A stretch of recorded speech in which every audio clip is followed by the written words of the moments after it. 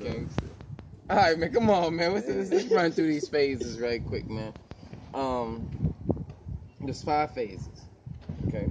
The first phase is the preparation. Okay. This is very, very important. And you start your session, you listen to it.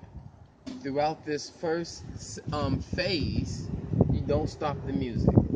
Okay, you listen to it, and while you're listening to the music, you're identifying what is going on. Okay, you're creating the master fader. You're organizing your tracks. Okay, so you're putting all your drums together, all your keyboards together. You're separating all your sounds, color coding it, making it all nice and neat. All right. Second phase is the blend phase. Alright? This here is where you actually gonna be leveling out your faders. Once again, you have not stopped playing this music. So in the first phase, what else you're doing? You're identifying the genre that you're mixing. You know what I'm saying? You is it bass heavy? What exactly is going on?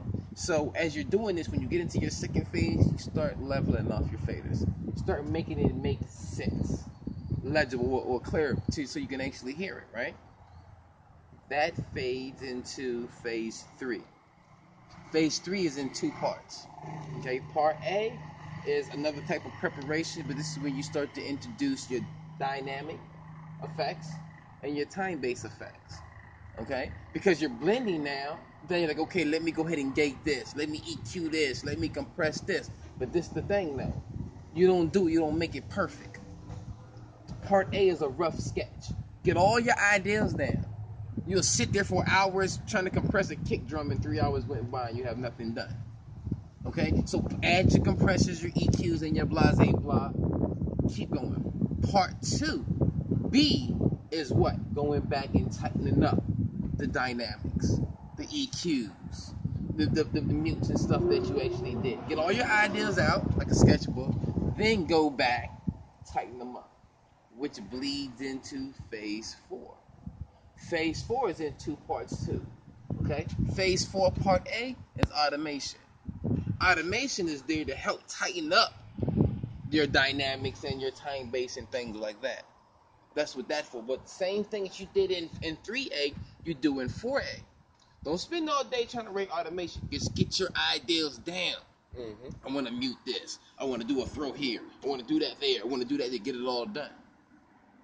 Then you come back on 4B and you tighten up your automation. You may go in there with your pencil, manually write in the automation. Make sure you zoom in and you didn't chop off half the kick drum. Make sure all that is perfect. All right?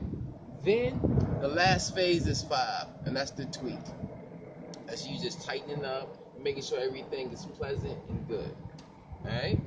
Now, there's some disclaimers to this thing here. First disclaimer is this here. If you find yourself going back 2 phases, stop what you're doing. If you find yourself going back 3 steps, stop what you're doing. Now, naturally, if you're mixing and you bring in a new instrument, it may make another instrument lower or louder. It may mask the instrument. It may boost that instrument, depending on the frequencies of what's happening going on right there. Okay, so with that being said, that's normal. You bust this up, you may have to do something there. But if you're over here working on strings and you find that you have to go back and redo your drums, save what you got, shut it down. At that point in time, you're going to start butchering your mix. Okay, students will get mixes sound good. I'm like, yo, it's just crazy. Come back an hour and a half later, I don't know what happened. You butchered your mix. You should not have to go back 2 or 3 steps. That's why this whole phase is set like that. If you're going back that far, stop. Ear fatigue, something else. Another disclaimer. After phase 2, you should take a break. Come back with a fresh set of ears when it's time to add the dynamics and things like that. After phase 4B, take a break. Come back for the final tweak. Come back with a fresh ear. Another disclaimer. If you come back with a fresh ear and then you feel like you need to go back a few steps, that's different. Okay? What you do then is you go save session as, not copy, but add, and just give it another name, part 2. Then do what you're going to do. It's different. You come back with a brand new ear, things are going to sound different. Make those changes. But if you find out, I just messed it up, you still got your original session. Does that make sense? Mm-hmm. Yes, all right. Gave that in 5 minutes. I'm gonna make sure I covered everything. The phases. Yeah, and I can guarantee if you follow my 5 phases of mixing, 2 things: A, you will get a mix done, and B, your mix will be above your competition. Might not be the mix master mix, but you will have it done. Any instructor, anybody say, yo, have this done, you follow my phases, you will get it done. It will push you right through. And the secret is every engineer follow these phases, they believe it or not. This is what we just naturally did. Cool? Cool. Yes, sir. The 5 phases. It's a lot of information. Yeah, that was the jewel right there.